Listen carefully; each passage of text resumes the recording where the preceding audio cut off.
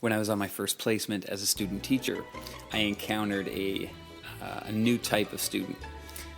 For me, I had never met someone like this. She was very bright, very capable, and she was eager to please. And I thought, this is good.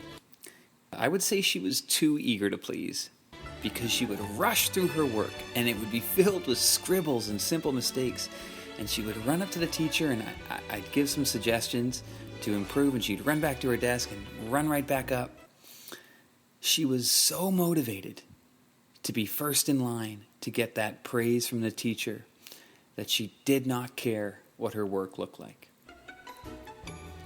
The topic I'm here to investigate is student motivation. Not just any student motivation, as I came to realize, but what is positive student motivational psychology? You find out pretty quickly that the community is settled on two sources.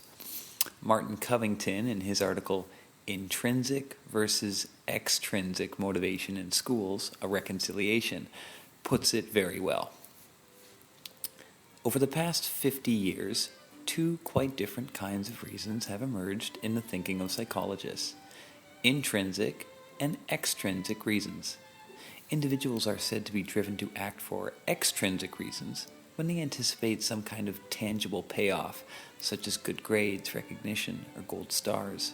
These rewards are said to be extrinsic because they are unrelated to the action. In effect, the activity becomes a means to an end.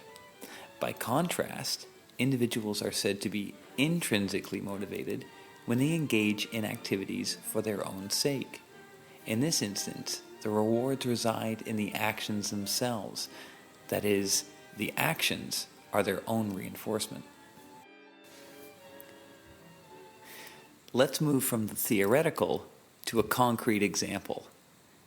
And we'll do that with a name that you cannot avoid when you start delving into motivational psychology, and that name is Edward Deci. In Edward Deci's book, Why We Do What We Do, he talks about a study where he set up a game involving a 3D puzzle. And one of the two groups he tested was given money for their achievements, and the other was not. And of course, because this is a psychological study, there's a trick. The real study was watching how people reacted when the half hour of puzzle-solving time was over. The experimenter would make an excuse to leave the room and be gone for exactly 8 minutes, and this is the time that Deci was interested in. What would the people do? Would they still be interested in the puzzle? The people who had not been given any reward were much more likely to pick up the puzzle and continue playing, and the people who had been paid were more likely to do something else, read a magazine, or just wait. As Deci puts it, stop the pay, stop the play. This is from the chapter, I'm Only in It for the Money. Introducing monetary rewards seems quickly to have made students dependent on those rewards, shifting their view of the puzzle from a satisfying activity in its own right to an activity that is instrumental for obtaining rewards. Now, I love a good theory.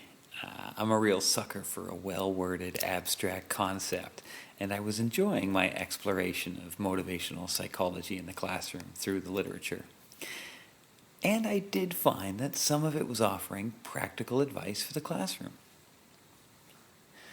We found that students did not typically become disruptive when they were encouraged to talk with one another during lessons. That's from Alison Ryan and Helen Patrick's study of students in grade 8. It's a point that made a deep impact on me. Sometimes that whispering in the back of a class is a student explaining a concept to another student, and the teacher's instinct might be to shut down any noise. But in that case, isn't that the kind of motivated communication we ought to encourage? I mean, what's better than a student trying to help their peer understand the lesson by putting things in their own words? I think I'm biased because I know I did this all the time in class.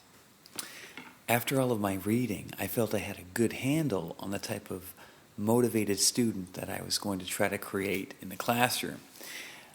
From Martin Covington's article, again, Intrinsic versus Extrinsic Motivation in Schools, A Reconciliation, he suggests 3 key strategies that also struck a chord with me. 1, use the student's personal interests, and I think we've been trained to do that in our program so far. 2, remove the feeling of failing as a person by relating a student's accomplishments to goals rather than comparisons with peers. And 3, offer rewards that encourage intrinsic motivation. Now that might seem like a paradox, but stay with me on this.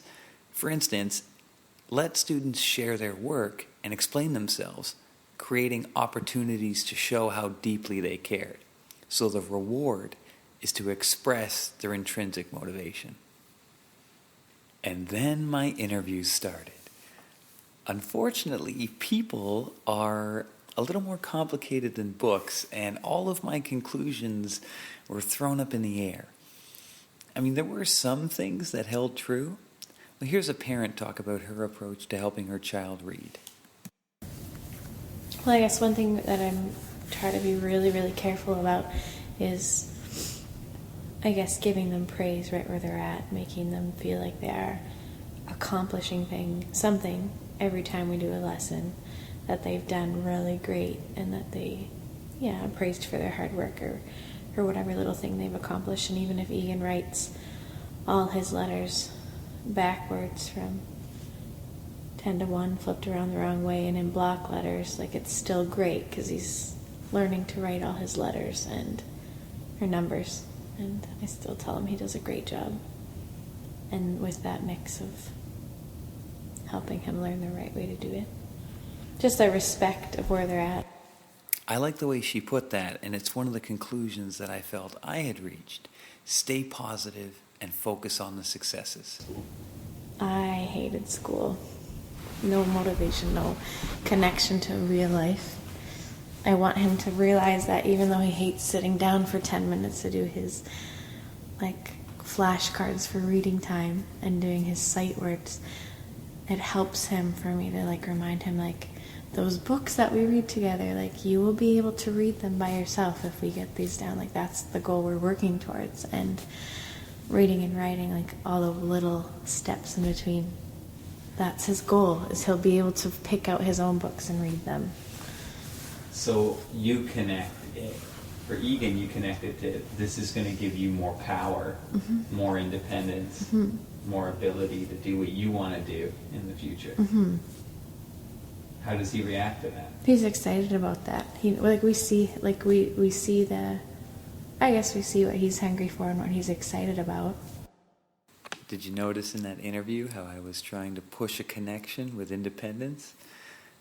The other conclusion I had drawn, inspired by Dechi, was the importance of autonomy. Give students the space to be in touch with their own curiosity and give them plenty of options to solve problems in their way. Now, the audio footage from my other interviews isn't audible, but let me summarize the pattern. We would talk about their habits of motivation, and at some point in the interview, I would try to make the connection, force the connection with positive motivation and autonomy. It was never that simple. I had people who appreciated being forced to do an activity because, in retrospect, they appreciated the skill that it gave them. And what was even more common with a few of my friends who had gone on to grad school was, and this was a trend, they identified with really trying to impress teachers. They really liked their teachers, and they wanted to be a special student in their eyes.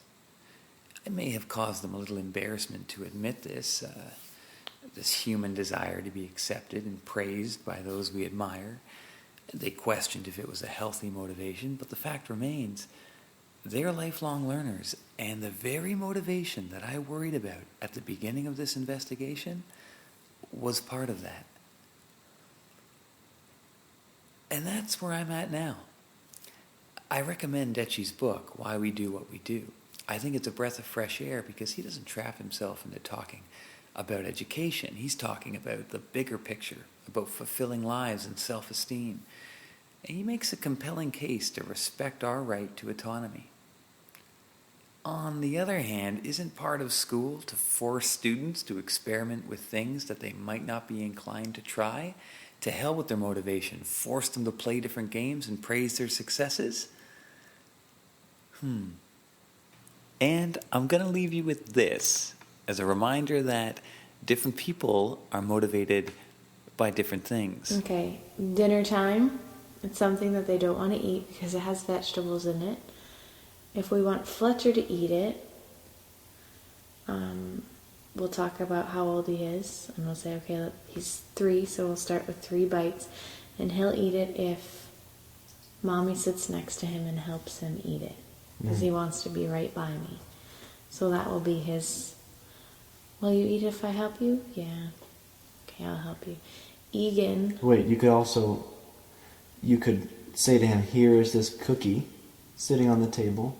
If you eat it, you can Have this cookie. have the cookie as a reward. Fletcher won't eat it. He would choose to be like, cookie. no, that's okay, I don't want it. I'm done. And he'll leave the table. There's no...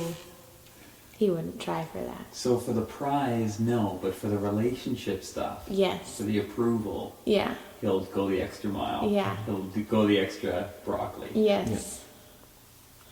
But Egan, if he doesn't want to eat something, if we put a cookie in front of Egan, he'll put anything in his mouth.